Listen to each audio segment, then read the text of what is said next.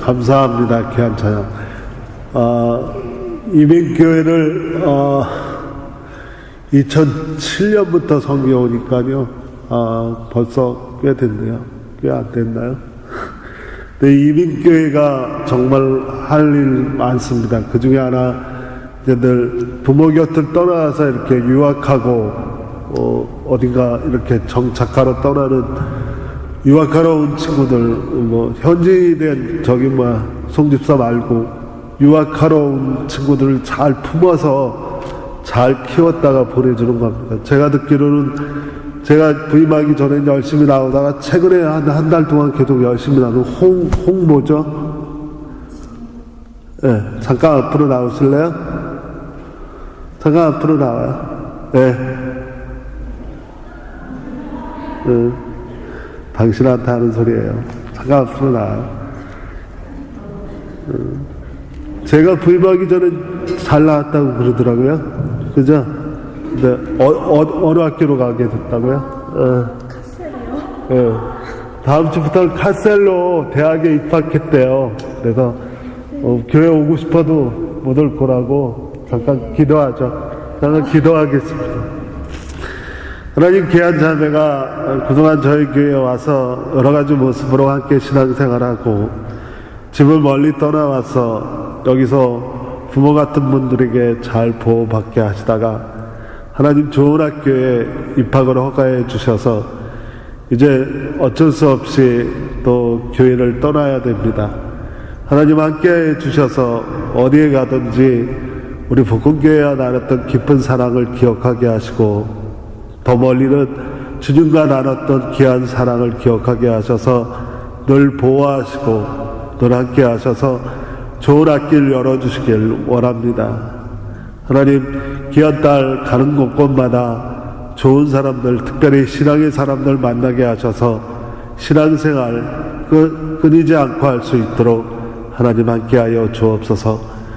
우리가 여러 가지 사랑을 깊이 주지 못했지만 늘 하나님 이곳에서 느꼈던 그 아름다운 마음들을 가지고 가서 어디에서든지 높은 비전을 가지고 승리할 수 있도록 하나님 함께하여 주옵소서. 예수님의 이름으로 축복하며 기도합니다. 아멘. 감사합니다. 인사해 주세요.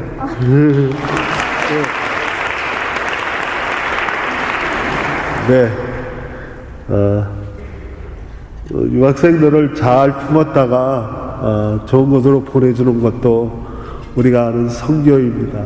저들이 가는 곳마다 교회뿐만 아니라 하나님을 기억하고 살면 우리는 하나님께 칭찬받는 거 아닐까요? 그렇죠? 저희 아버님은 90세가 다 되셨어요. 그러니까 그렇게 염려하실 건 없습니다. 이제 편하게 하나님 불러가실 날만 기다리고 계신데 조금 마음 아프죠, 그죠? 그래서 멀리 있으니까 못 뵈니까 마음 아픈 거예요. 다른 건 아닙니다. 어쨌든 기도해 주시길 바랍니다. 함께 말씀을 나누려고 합니다. 오늘 말씀을 뒤에 잘 들리시죠? 이 마이크 괜찮네요. 그 이스라엘 사람 이새의 집에 특별한 사람이 초청을 받았습니다. 그 특별한 사람은 다른 사람이 아니라 하나님의 사람 사무엘이었습니다. 사무엘이 이스라엘 사람 이새의 집에 간 이유 혹시 아세요?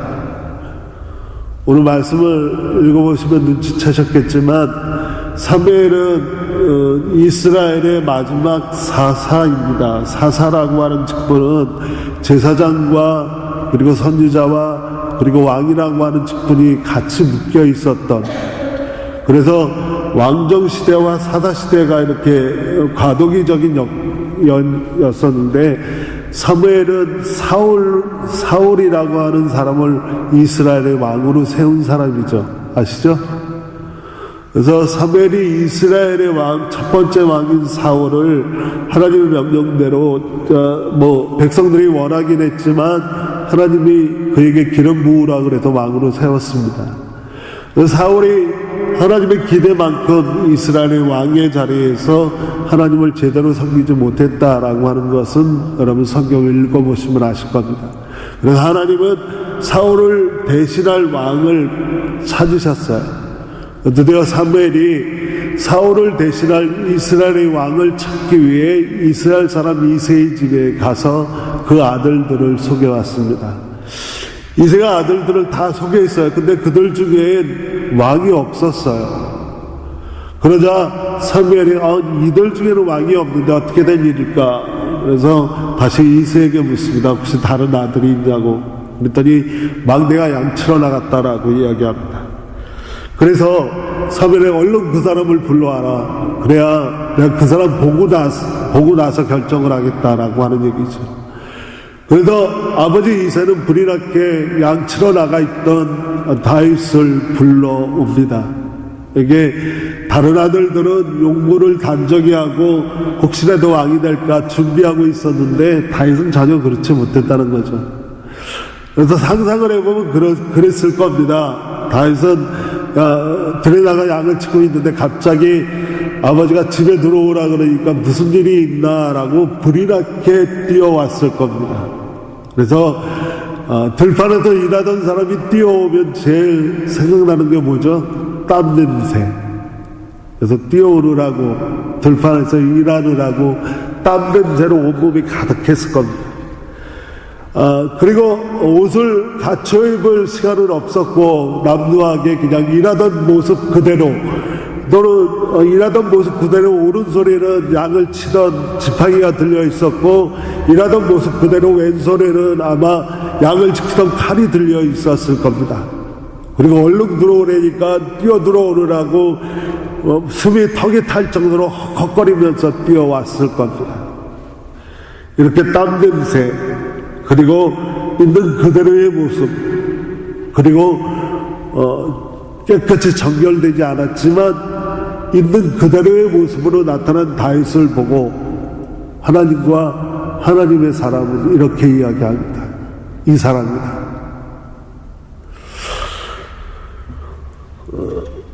도대체 무슨 일이 일어난 건지 용모 단정하게 왕이 될 준비한 사람들 가운데에는 왕이 없고 이렇게 땀 냄새가 나고 그리고 있는 모습 그대로 나타난 다윗은 왕이라고 말씀하십니다. 예수님이 세례 요한에게 세례를 받으러 가셨던 장면을 기억하시길 바랍니다. 세례 요한은 그 당시에 광야에서 거하면서 석청 돌에서 나는 꿀을 먹고 그리고 양털옷을 입고 가죽띠를 띠고 그리고 요단강에서 사람들에게 세례를 줍니다. 그리고 세례 요한을 쫓던 제자들은 굉장히 많았습니다. 그에 말하면 지금 세례 요한에게 세례를 받으러 나온 청년 예수 30세가 된 청년 예수의 모습은 어떻습니까?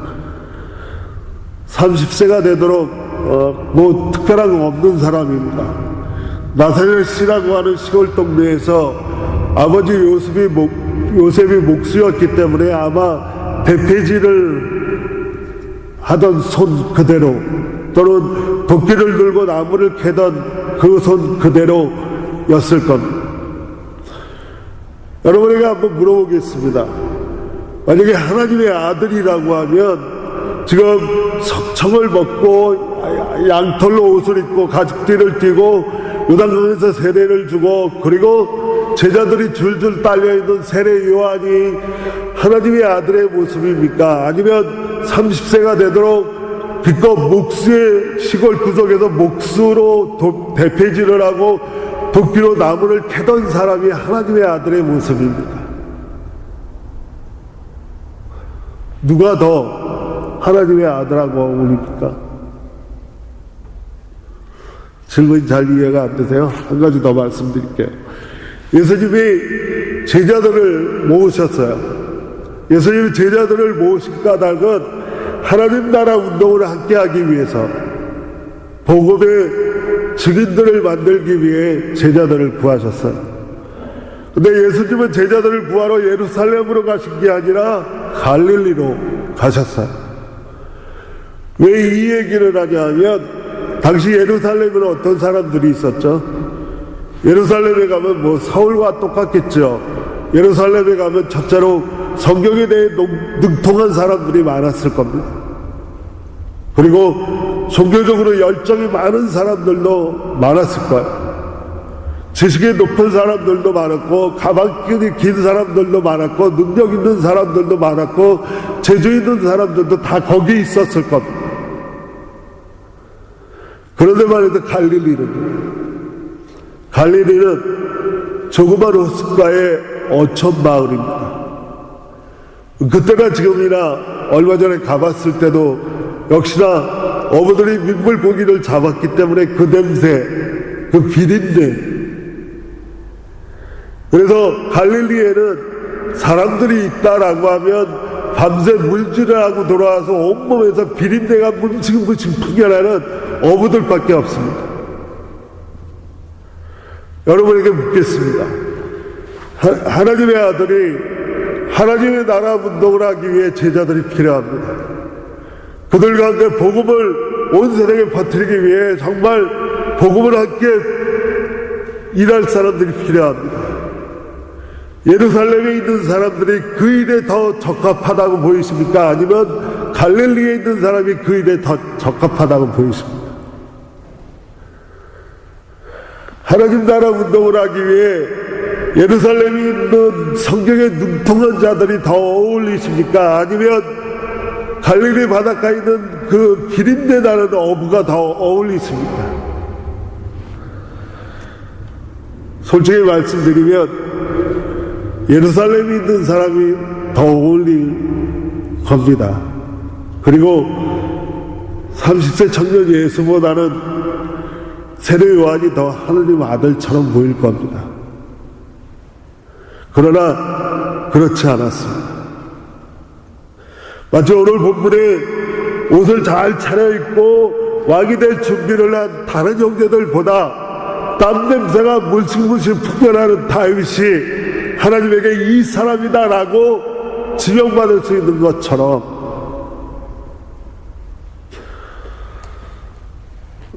저는 오늘 일상생활의 영성이라고 하는 이야기를 나누려고 이 이야기를 시작한 겁니다.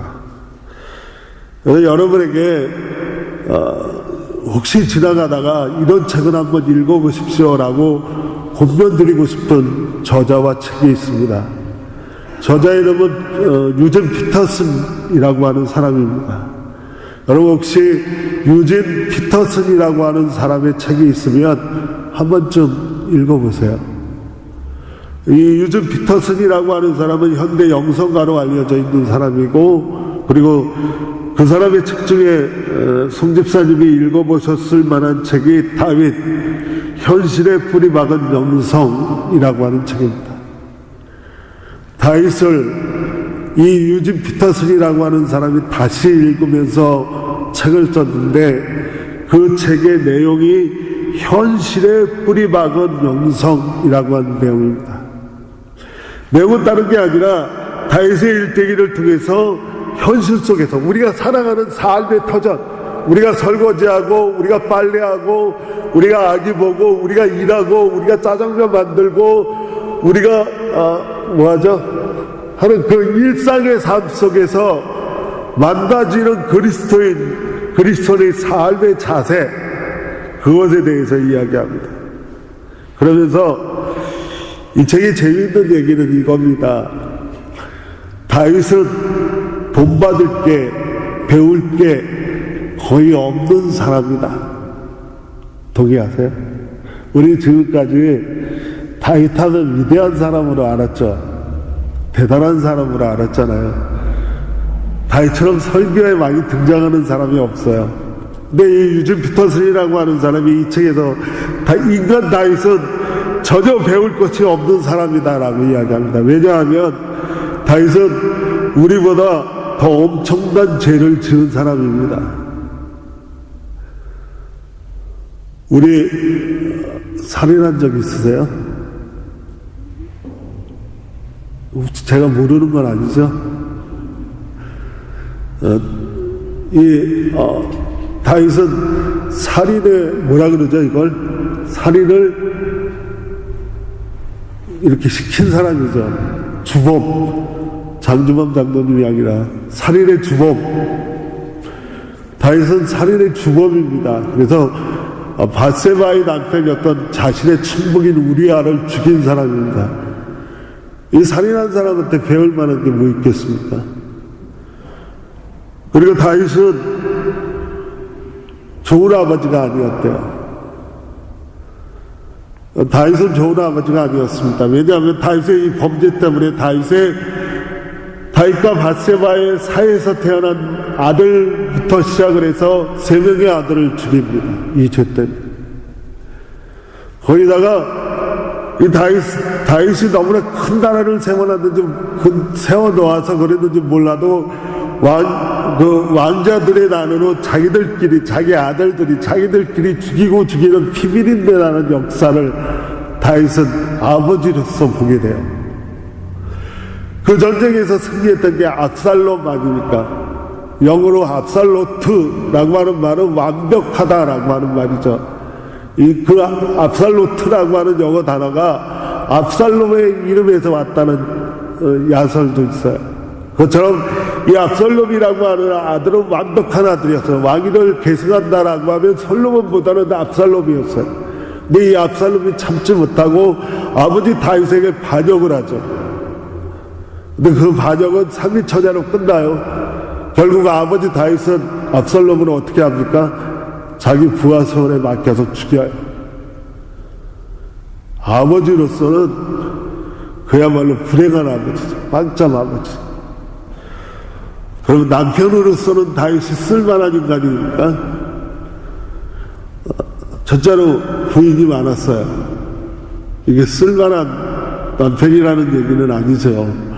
거기다가 그 자신의 정실 부인하고는 그 장이라고 정실 부인의 아버지하고 다윗은 그야말로 왼수지간 아닙니까? 정적. 그런 천천히요 나는 만만이고 사울이 다윗을 13년 동안 쫓아다니면서 죽이려고 했던 사울이 장인 아닙니까? 장인과 남편 사이에서 죽고 죽이는 암투 사이에서 있던 아내는 행복했겠습니까? 행복하지 않았다는 거예요. 왜 이렇게 다윗이 별로인 인간이라고 계속 이야기하냐 하면 그럼에도 불구하고 다윗은 다윗입니다. 왜 그럴까요? 라고 하는 질문을 하는 거예요. 다윗의 삶 속에는 기적이 없었습니다. 다윗이 높은 도덕성이 있었냐면 그렇지도 않습니다. 다윗이 뛰어난 전투력을 가졌냐면 그렇지도 않습니다. 그의 일생 동안에는 정말 우리가 기대할 만큼 커다랗고 드라마틱한 사건들이 많았지만 그렇다고 해서 하나님이 드러난다는 기적은 전혀 없었습니다. 그런데 오늘 다윗에게서는 땀 냄새가 납니다. 마치 세례 요한보다 하나님께서 청년 예수에게서 대패질하며 돕기질하던 딱딱해지는 손을 보고 계시더니 예수님께서 예루살렘에서 성경에 눈동자한 자가 아니라 하루 종일 그 비린내나는 바닷가에서 고기를 낚던 그 어부들을 더 깊이 보시듯이 그리고 세리가 비난과 부끄러움에 안고도 제자로 부름을 받고 있듯이 정말 오늘 다윗에게서 땀 냄새를 맡는 하나님을 보게 됩니다. 왜 이런 말씀을 드리냐 하면 바로 그거예요. 우리가 하나님을 경험하는 건 어떤 드라마틱하고 굉장한 사건을 통해서 하나님을 만나주는 게 아니라 우리가 땀 흘리고 살아가는 바로 일상의 삶 속에서 하나님을 만나야 된다는 거예요. 강원장님 가끔 가돈에서 일하시죠? 그러면서 하나님 경험하셔야 돼요. 우리가 일하는 일의 터전, 우리가 아침에 일어나서 정리되지 않은 침상에 앉아서도 하나님을 만나야 돼요. 그리고 밥을 다 해놓고 설거지하려고 하는데 아직 머리도 빗지 않은 정말 왼수 같은 남편이 옆에서 설거지 도와준다고 와 있으면 왼수로 느껴지는 게 아니라 그 일상의 삶 속에서 하나님을 만나는 기적으로 여기셔야 돼요. 빨래하다가 하나님 만나야 되고, 설거지하다가 하나님을 경험하셔야 되고, 일터에 나가서 일하다가 하나님을 경험하셔야 돼요. 병원에 가서 일하다가 하나님 경험하셔야 되고, 직장에 나가서 일하다가 하나님을 만나셔야 돼요. 왜 대부분의 사람들이 신앙에 실패하시는지 아세요? 그것은 아주 특별한 장소, 바로 이 장소, 교회 안에서만 하나님을 경험하지 일상의 삶 속에서 하나님을 경험하지 못하기 때문에 그래요. 오늘 제가 여러분에게 말씀드리는 것은 우리 종일의 삶 속에서 드라마틱한 사건이 일어나지 않고 굉장한 사건이 일어나지 않지만 날마다 너무너무나 평범하고 너무너무나 일상적이고 너무너무나 지루할 정도로 반복되는 일상의 삶 속에서, 그 삶 속에서 여러분은 하나님을 만나는 삶 속에 숨겨진 기적을 발견하셔야 될 줄로 믿습니다. 예를 들면요, 우리 집에 기적이 하나 있어요. 제가 벌써 2주째 코가 막혀 있잖아요. 근데 이게 밤이 되면 지금부터 더 심해져요. 그러면 잠들면 무슨 소리가 나는지 아세요? 제가 잠자다 제가 깨요. 그 탱크 소리에. 근데 기적은 뭔지 아세요? 옆을 보면 누군가는 잘 자고 있어요. 이해 안 되세요? 제가 코가 막혀서 제가 자면서 내는 소리에 제가 놀래서 깨는데, 깜짝 놀라서 깨서 옆을 보면 정말 잘 자요. 기적입니다, 여러분. 그래서 하나님은 사랑하시는 자에게 잠을 주신다고. 일상생활 속에서 빨래하다가 오늘따라 빨래가 잘 되는 것 같으면 하나님 만나시길 바랍니다. 청소하다가 오늘따라 먼지가 적은 것 같으면 그 가운데서 감격을 주시는 하나님을 만나시길 주님의 이름으로 축원합니다. 요셉이라고 하는 사람을 기억하시길 바랍니다. 요셉이라고 하는 사람이 이렇게 고백을 합니다. 주님께서 그와 함께 계시니 돌봐주시고 그를 한결같이 사랑하신다. 요셉이라고 하는 사람은 노예로 팔려가서 주인의 집에서 노예로 사는 사람 아닙니까? 주인을 위해 청소도 하고, 주인을 위해 식사도 준비하고, 주인을 위해서 화장실 청소도 하고, 주인을 위해 빨래도 하고, 그 삶 속에 무슨 하나님의 간격이 있고 거기서 어떻게 하나님을 만날까? 그러나 요셉은 그렇게 고백을 합니다. 내가 아는 이 지루하고 평범하고 정말 지겨울 정도로 반복되는 이 삶 속에서 한결같이 나를 사랑하시는 하나님을 만나고 있다라고 고백을 합니다.